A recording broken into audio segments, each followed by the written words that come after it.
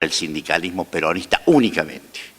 Eran las relaciones con los sindicatos independientes, con otras organizaciones. No debemos olvidarnos que esto se producía en un momento que había estado precedido por una larga proscripción.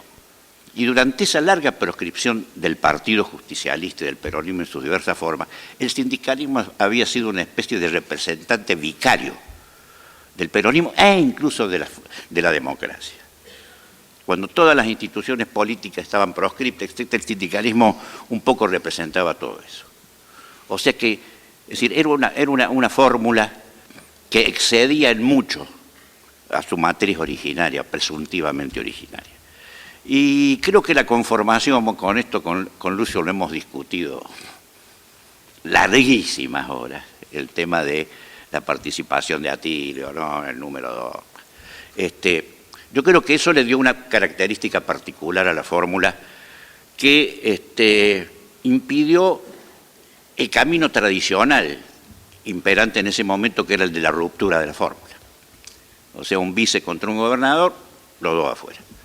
Digamos, en este caso no ocurrió, ni podía ocurrir, porque las relaciones tanto políticas como personales eran excelentes, perfectas. De modo que eso no podía ocurrir. Todo esto yo creo que se tradujo muy bien en la campaña electoral. Fue una campaña electoral excelente, ejercida muy responsablemente por Obregón. Atilio también, no tanto, pero bueno, era más responsable Ricardo, que lo sacaba de la oreja. Y luego, en una gestión que estuvo marcada por muchas dificultades, pero que no dejó de hacer cosas. Es más, yo creo que las cosas que hizo son también causal de la enemistad y el derrocamiento. Nosotros tenemos, y vean, no vean nada, yo voy solo a enumerar. Teníamos problemas con el campo, por el precio de la carne y por la política de tierras que proponía el ministro de Agricultura. Teníamos problemas con la Iglesia, como recién lo mencionaba Pérez Villalobos, por un proyecto de Héctor Bruno respecto de la situación de los docentes. Teníamos problemas con la policía, porque había sido declarada en comisión y se había planteado la reincorporación de los cesantes del 55, que en realidad ese es el origen del problema con la policía, además de un descuento del 30%. Y teníamos problemas con los bancos, porque se había planteado la estatización de los fondos bancarios y el control absoluto sobre el crédito, evitando las concentraciones monopólicas financieras. Digamos que, bueno, son cosas que aparentemente tienen algún viso de contemporaneidad, tienen alguna actualidad. Pero además, esto demuestra que son cuestiones ancestrales casi para nosotros, en donde que también confluyó, además del macartismo reinante, porque, digamos, había un espíritu de la época en donde, como bien lo dice Obregón en algún reportaje por allí, la palabra socialismo nacional no irritaba a nadie. Tampoco definía demasiadas cosas, pero no irritaba a nadie. Es decir, había un espíritu de la época en el cual esas cosas imperaban de algún modo. Y también apareció luego también alguna forma de macartismo que se ejercía muy sueltamente.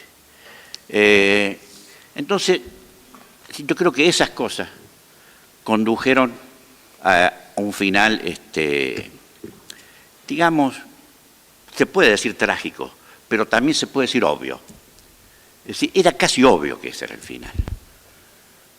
El modo, creo que lo podemos desdramatizar y mirarlo un poco. Y era casi necesario eso. Necesario históricamente, quiero decir, en el sentido de la sucesión de los hechos. Era muy difícil que hubiese otra cosa. Como también era muy difícil que hubiera otra cosa que el derrocamiento de Isabel.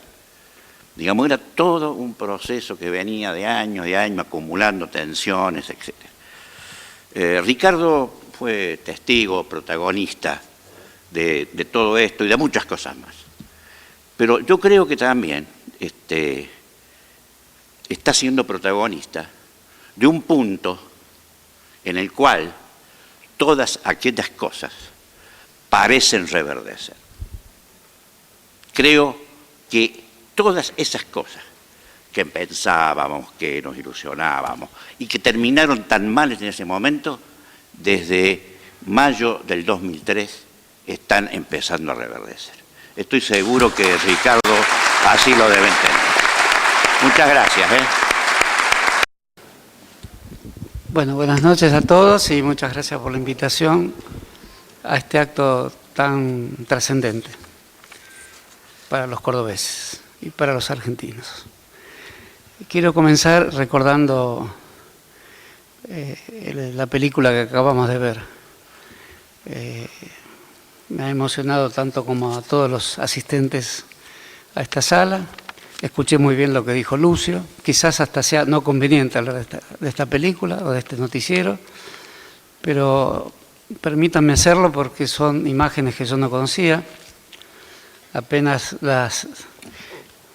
eran noticias que leía vagamente en diarios de Buenos Aires, como joven militante de la época. Y creo que podemos decir que es un documento extraordinario, pocas veces visto, con un montaje no profesional, digamos, lo que le da mucho más fuerza. Hay un coro permanente, son los gritos de la época, y los discursos son los discursos de la época, son grandes discursos de la época. Contrasta un poco la gran versatilidad de Obregón Cano con casi el silencio de Atilio López, aunque habla algunas veces, y se percibe que faltan muchas imágenes, quizás no estén más en ningún lado, de ahí que un film y unas imágenes no resuelven el problema de la memoria, desencadenan otras cosas. Hay muchos baches, pero comprendemos que es enteramente los pasos de una tragedia. Se inicia con un conflicto de una panadería, si no entendí mal, algo de algún modo inocente. Y eso preanuncia muchas cosas, preanuncia que hay una actividad popular, que hay un gobierno popular. Hay un discurso de Obregón donde se dice que es poco un gobierno si es que no sabe fusionarse con el pueblo. Es una declaración muy atrevida esa. Esta es una época más propicia donde los medios de comunicación permiten decir que los gobernantes se parecen al pueblo y que no hay gobernantes que no se parezcan al pueblo, porque de algún modo esa evocación de relación íntima entre pueblos y gobiernos, los medios de comunicación pueden provocarla, porque unifican el lenguaje, porque de algún modo, sin decirlo explícitamente, indican que todos deben hablar de una misma manera. Entonces, el modo de representación de lo popular, de un gobierno electoralmente legítimo, está muy mediado por los medios de comunicación. Esto que vivimos acá es parte también de la historia de la televisión argentina. Hay una parte muy importante de cómo usan la palabra los reporteros, los entrevistadores, cómo se hacen los enfoques de cámara. Y cuando Obregón Cano dice este es un gobierno que no merecería ser llamado popular si no pudiera fusionarse con el pueblo, ahí se produce un vértigo impresionante, porque en realidad es un drama popular y al mismo tiempo es un drama de muy pocas personas agarradas por las tenazas de la historia. Un montaje hasta casi diría primitivo y escandaloso, donde ya me lo habían anticipado los compañeros que me invitaron acá, donde en Villa María se dice la patria peronista y en Córdoba se dice la patria socialista. Y son quizás las mismas personas, son el mismo coro, es del mismo estrato popular. Eso puedo decirlo. Es evidente que los más comprometidos con una u otra visión tenían preparado una suerte de dogmática, había que decir o socialismo o la patria peronista. Pero pude percibir en esa época, como creo que todos pudimos percibir, que los cánticos eran intercambiables. No era que Villa María era la patria peronista y Córdoba era la patria socialista. Eran intercambiables porque no estaba decidido el gran conflicto del cual acá se habló. Y eso pronunciaba un gran conflicto. Era el mismo nombre, las mismas banderas, las mismas marchas, el mismo himno, y las perspectivas eran efectivamente diferentes. Por eso hay un gran nombre que aquí está ausente, del cual no podemos decir sino que le daba nombre a todo el periodo y ofrecía su nombre a todo el enfrentamiento, que es el nombre de Perón, obviamente, y del cual aún hoy debemos seguir indagando qué grado de responsabilidad tiene ese nombre. Hay un grado de responsabilidad que Lucio lo evocaba en el diálogo de Madrid. No se puede pensar que esa apenas opinión de apariencia indiferente no significara algo. Significaba los signos de la época, los preanuncios. Significaba lo que quizás Perón no querría ser. Perón, como bien lo describió Lucio, era una persona de movimientos de gran elegancia, de profunda cortesía y de furias incontenibles. Prefería no decir las cosas o decirlas muy oblicuamente o que otros las dijera por él. Era un artesano de las pasiones, muchas veces oscuro. Y eso creo que los que participamos de aquella época y de esta, y en esta con los ecos de aquella época, tenemos que saberlo. Atilio López va a Buenos Aires. Son escenas realmente estremecedoras. Va a hablar con Perón y vuelve garantizando que Perón da su palabra a través de él como intermediario a la clase trabajadora cordobesa, a los sindicatos cordobeses. Es decir, es difícil hablar de esto, aún hoy, es muy difícil hablar de esto. Quizás deban pasar más años para hablar de todo lo que pasó. Porque efectivamente no podríamos decir que habría una astucia tan profunda y tan irresponsable que diera mensajes a través de un intermediario que estaba destinado a morir de la manera en que murió. Hay una derecha civil, una derecha discursiva, una derecha ideológica, pero la derecha policial tiene un énfasis especial. Se trata de la acumulación de disparos. Si en política, en épocas de violencia cruzada, y de una manera que hoy deberíamos saber explicar mejor, se entiende que la muerte de un adversario significa un signo, digamos, un hombre es un signo, voy a decir algo terrible, con una bala alcanza. Esa sería una visión de izquierda del modo en que se toma a una persona que es un signo como algo que significa la muerte decidida en un comité, sigilosamente, con el trazado de un plan.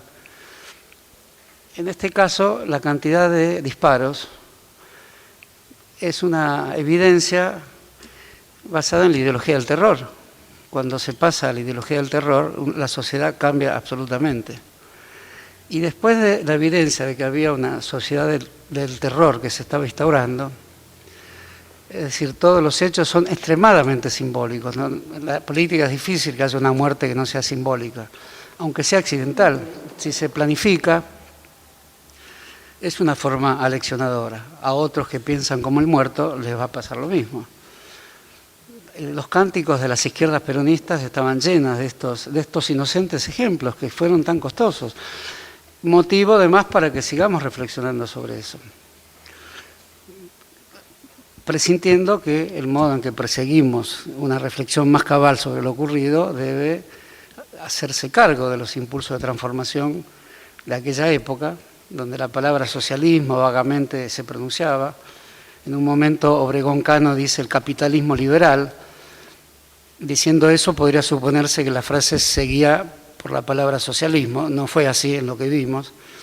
La frase que seguía era un latinoamericanismo, una sociedad democrática.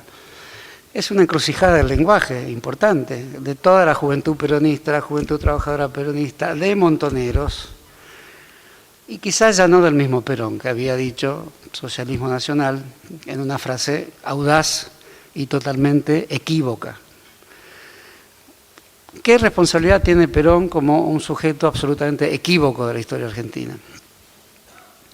Tiene todas las responsabilidades que le querramos otorgar y todas las que le querramos sustraer, porque la larga actuación de Perón, que tuvo muchos significados, que dio identidad vigorosa a la clase trabajadora argentina, que tuvo un exilio que por momentos tenía características épicas, que tuvo un epistolario de gran significación, sobre todo con John William Cook, que es uno de los mayores epistolarios de la historia argentina. Entonces tampoco nuestro juicio tiene que estar preparado. Estamos en el umbral de un juicio de toda la época, pero no podemos hacerlo irresponsablemente.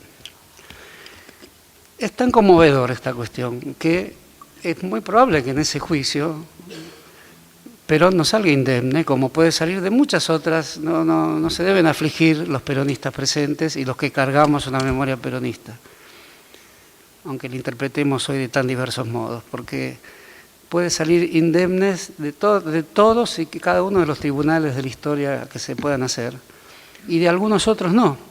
De este sale poco indemne, hay que decirlo. Sale muy poco indemne. Y no es por no decir que de otros sale mucho más indemne y que incluso sale de una manera que el pueblo argentino sabrá conmemorar en el futuro. Esa memoria no se ha agotado. Y no se ha agotado porque este tribunal es un tribunal de enorme complejidad y los jueces son los jueces, los conjueces son una porción muy mayoritaria del pueblo argentino.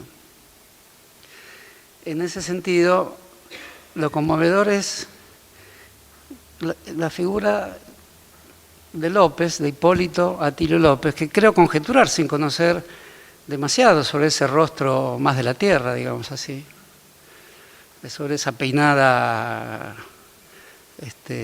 con gomina, ese bigote de una época anterior, un poco anacrónico ya para los 70. Ese Hipólito debe ser una familia radical, sin la menor duda. Así es. Bueno, era una conjetura que veo. De modo que es evidente que había algo en Atilio López que quiso amplificar en la época. Un frente social gremial, que es lo que hoy urgentemente precisamos también. Es con la memoria peronista y con los nombres que le damos no alcanza para sostener las transformaciones, pocas, muchas, yo creo que muchas, para un país tan terrible como la Argentina. Que hay otros más terribles, sin duda. Ahí en el mundo estallan coches bombas y está la cárcel de Guantánamo. Es decir, esto aflige la condición humana, pero lo que pasó en la Argentina con las 3A del mismo modo lo aflige, porque por la misma época el asesinato de Silvio Frondizi significa lo mismo, 80 balazos, 150. Esto quiere decir, podemos hacer cualquier cosa con los cuerpos y podemos construir cualquier arquetipo de asesinato que gobierne la sociedad argentina. Y si los políticos que estaban de acuerdo con esto podían eximirse, no Otero no se exime, dice claramente, anuncia lo que va a pasar. Otero era un personaje de profunda procacidad. Yo como militante lo conocí, era un ser procaz, así nomás. Y hacía esos discursos que vimos acá. Es un testimonio impresionante este que vimos acá. Es decir, llamaba a construir la maquinaria del asesinato. Era el ministro de Trabajo. Y lo llamaba a construir con un lenguaje que hasta impresionaba a Lorenzo Miguel. Lorenzo Miguel siempre fue así. Ese film es impresionante. Lorenzo Miguel intentaba aplacar, es de los que, si hubiera preferido decir qué tenía que ocurrir, hubiera dicho que no ocurra esto. Y cuando tuvo que actuar, actuó, avaló, acompañó y dijo aquello que los asesinos le reclamaban. Porque el peronismo en su conjunto es un poco así. Hubiéramos preferido que esto no pase, pudieron decir mucho. No Otero, Otero buscaba que esto pase. Pero Lorenzo Miguel, del cual hablamos tan mal durante tanto tiempo, y por supuesto puedo decir que sigo formando parte de las filas de los que no gustan de Lorenzo Miguel, pero lo hemos visto acá, porque es un filme excepcional, retrata formas de procedimiento, dijo todos somos peronistas, y como me venían comentando los que ya vieron este film, digamos así, la actuación de los dos, de los dos que dijeron el pueblo gobierna, nos fusionamos con el pueblo, pero eran dos como solitarios ahí, Obregón Cano y Atilio López. Me alegro que los compañeros de ellos dos, sobre todo de Obregón Cano, que hayan dicho que se llevaban bien, porque sería una pena que no se llevaran bien estos dos personajes trágicos de la historia argentina, absolutamente trágicos. Yo diría, Obregón, festejándole su edad, sigue siendo un personaje trágico de la Argentina. Encima lo encarcelan a destiempo, revela su filiación montonera, participa del partido montonero, más no podemos pedir de esclarecimiento para la época, pero era el partido montonero el frente social y político más amplio que Obregón anunciaba en todos sus movimientos. Se llamaban a otros sectores sociales, está claro acá.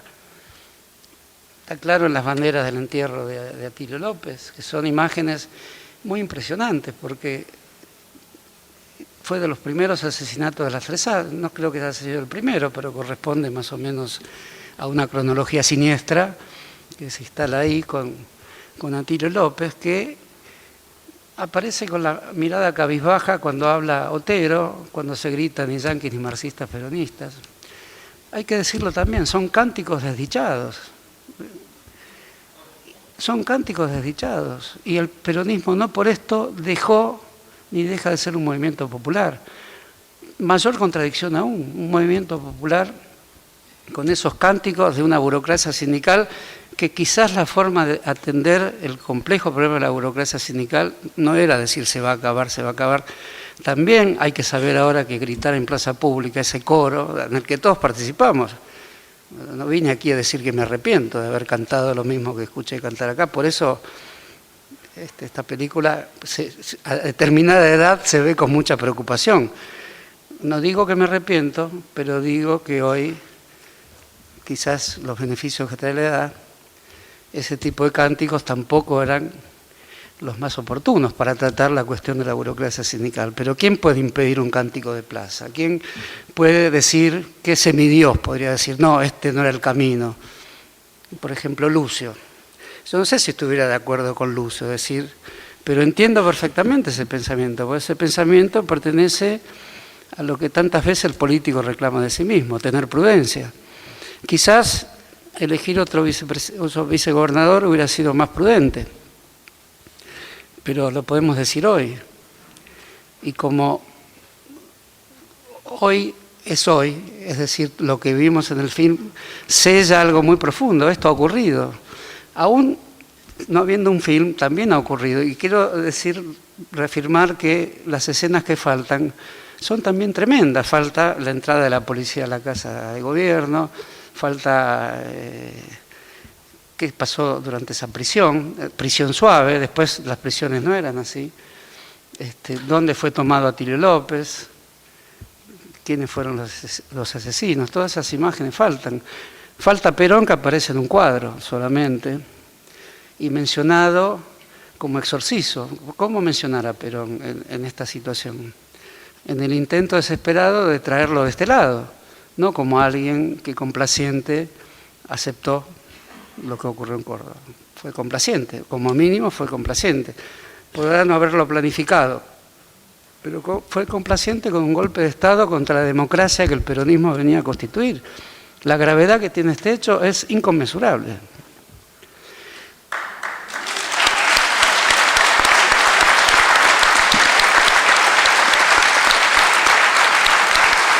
Cámpora. Cámpora, que hoy tiene tanta vigencia, que era como Obregón Cano, era, como bien dijo, eran odontólogos, de San Andrés de Giles uno. Personaje Cámpora conservador del partido, de una afiliación como la de Solano Lima, venía del conservadorismo de los 40. El peronismo los arrastra y nos arrastra, y de esa manera Cámpora también es un sujeto de la historia atenazado. El leal pasa a ser el traidor.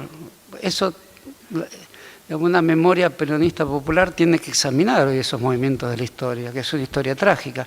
Y acá aparece un megáfono, que es Cámpora el que habla, pero no aparece... O sea, los personajes que estaban en Buenos Aires del drama aparecen poco. Y Dorticós aparece más en este film que en otros films del acto en Plaza de Mayo, con el recordable Chile y Cuba, el pueblo te saluda.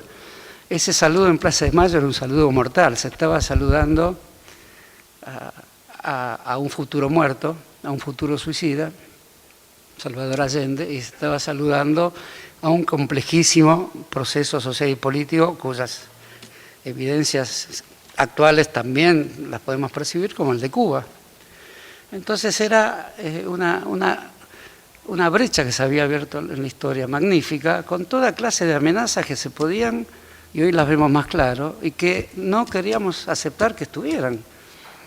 Si tengo que hablar de cuando leí lo del Navarrazo, dice, no puede ser, ya Perón va a ir inmediatamente y va a dar la orden que paren esto y devolver el gobierno a las autoridades legítimas. Es decir, lo sensato de la época era pensar que si era verdad todo lo que se había dicho, todo lo que había ocurrido, todo lo que se había escrito y todo lo que Perón prefirió convertir en algo que lo rodeaba, como un halo, el tercer mundo.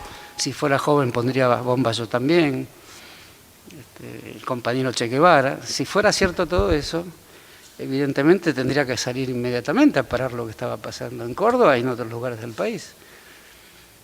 Y si no lo hizo, se crea un problema que es un nudo ético persistente de la sociedad argentina, un nudo intelectual y moral que tenemos que seguir tratando, que a veces lo tratamos ingenuamente también hoy, porque instancias de esa misma derecha, no armada quizás, o armada de otra forma, o pasada casi con armas y bagajes a movimientos de tipo mediático, a operaciones de tipo mediática, eso ya se dijo muchas veces, pero eso sigue existiendo. Por suerte, de la manera en que existe, una lucha vibrante, tensa, muy interesante también, en la que de un modo u otro todos participamos. No es exactamente, ni debería ser la continuidad de aquella, pero algo vibra en estos nombres de hoy, en los nombres de ayer, ¿no? Bueno, por eso, para terminar, me parece que esta historia paralela de Córdoba, de un puñado de hombres que quizás se expusieron más de lo que pensaban por hacer un discurso, y el discurso de Obregón Cano continuamente señala esto. Dice, había dos caminos, el armado y la democracia. Por suerte entramos por la vía de la democracia. No podía un político como Obregón Cano, como Cámpora, el tío, no podía ser un político armado. Podía tener una cierta condescendencia, continuamente lo dice en el discurso, lo dice varias veces, con los jóvenes que dieron la vida y la libertad, y eso evidentemente era un signo de salutífero, de saludar y de salud pública y de salvación pública también. Quizás, dicho todo esto, se debería decir si aquellos jóvenes que habían dado la vida y la libertad debían cesar su tarea que los llevaba a dar la vida y participar de las instituciones representativas de otra manera. Que era muy difícil, Perón había llamado a la desmovilización con esa misma palabra. Ahora hay que desmovilizarse. Pero la pregunta que no dejaba de ser justa es, después de tanto que circuló la historia de esta manera, viene una orden de desmovilización con una drasticidad que había cierta razón en no atender de una manera ni urgente ni rápida, pero tampoco había razones muy profundas para pensar que la vía armada podía seguir en las mismas condiciones con Perón en la presidencia, con Obregón Cano en Córdoba, con Ragón en Salta, con Martínez Vaca en Mendoza y con Videgain en Buenos Aires. Decir esto muchos años después no solo es tarde, sino que es también un poco ingenuo, pero de esas ingenuidades creo que hoy debemos extraer mayores conocimientos porque quizás cuando pasan muchos años todos se serenan más y pueden pensar la batalla de las Termópilas de otra manera, pero estamos pensando sobre espectros del pasado muy antiguos. Acá no hay tantos espectros del pasado. Obregón Cano goza de buena salud y hay, para decirlo con las grandes obras de teatro del siglo XX, cargamos cadáveres en nuestras espaldas y estamos un poco solos en la historia también. Es decir, se hicieron actos y se empeñaron acciones con un marco histórico-político que hoy no existe. Por lo tanto, es como cadáveres que cargamos muy pocos y conmemoraciones que hacemos muy pocos. Entonces, es justicia para el pueblo argentino, además de que la justicia funcione para este tipo de golpistas y para este tipo de asesinos. Golpista y asesino en este caso era lo mismo. Y hay un horror en lo policial, porque si un ejército da un golpe, hay otra clase de horror. Estos eran asesinatos al costado del camino. Silvio Frondizi en Ezeiza, en una arboleda. Y no diré que recuerdo dónde apareció el cuerpo de Atilio López, pero seguramente también en un descampado. Un descampado. Es decir, había un exhibicionismo de la muerte, del procedimiento material de la muerte. Con el golpe militar, con Videla, había una muerte abstracta, y él mismo lo dijo, están desaparecidos, no sabemos dónde, son entelequias. Es decir, es más terrorífico matar entelequias, que son seres humanos. En cambio, Atilio López no lo consideraron entelequia, directamente lo mataron por el procedimiento sumario del exceso, de una hipérbole, era el muerto hiperbólico, así como Videla era el asesino silogístico. Decía, si lo juzgamos se da cuenta el Vaticano y nos dice que no, si lo fusilamos peor porque nos condena el Papa y nos condena el primer ministro inglés. Entonces, en ese silogismo quedaba hacer lo que hicieron. Es cierto que preanuncia el terror, también Trelew lo preanuncia. Hoy sabemos que todo eso preanunciaba el terror, pero es la otra cara de la medalla, la muerte pública y el entierro posible. El entierro por las calles de Córdoba. No era posible no hacer un entierro, pero no era posible dejar que eso transmitiera o multiplicara el terror también. Y lo más terrible de este film es que las personas que hablan, y en esto tenían razón, no percibían la hondura de la tragedia que seguía su camino libremente. El discurso de Obregón Cano es un discurso casi de épocas normales. Si hubiera hecho el discurso verdadero, de decir acá se abre una época nefasta y oscura para el país, hubiera debido irse a hacer ese discurso e irse enseguida a México. Pero si no lo hizo, y muchos no lo hicieron, y siguieron siendo el coro en la vía pública, es porque efectivamente nadie puede predecir la historia, como no podemos predecir lo que va a pasar ahora. Pero lo que puede pasar ahora va a ser mucho mejor si sabemos analizar imágenes, palabras, discursos, conmemorar adecuadamente. Hay un arte en la conmemoración necesaria, como es esta, absolutamente necesaria. Y quizás debido a esto, debido a esta presencia de tantas personas aquí en esta sala, es probable que esto repercuta muy favorable en nuestro presente. Es posible que las acechanzas que hoy también existen podamos tener la ilusión que reuniones como estas contribuyan a disiparla. Bueno, muchas gracias.